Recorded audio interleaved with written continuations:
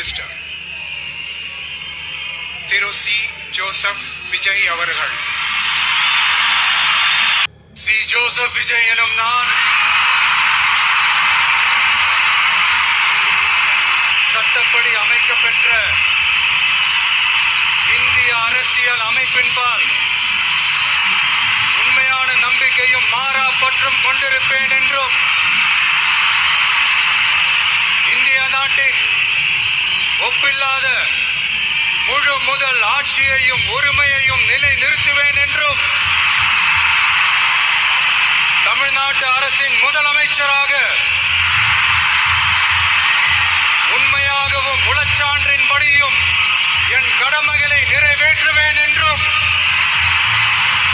அரசியல் அமைப்பிற்கும் சட்டத்திற்கும் இணங்க அச்சமும் ஒருதலை சார்பும் இன்றி விருப்பு வெறுப்பை விலக்கி பலதரப்பட்ட மக்கள் அனைவருக்கும் நேர்மையானதை செய்வேன் என்றும் ஆண்டவன் மீது ஆணையிட்டு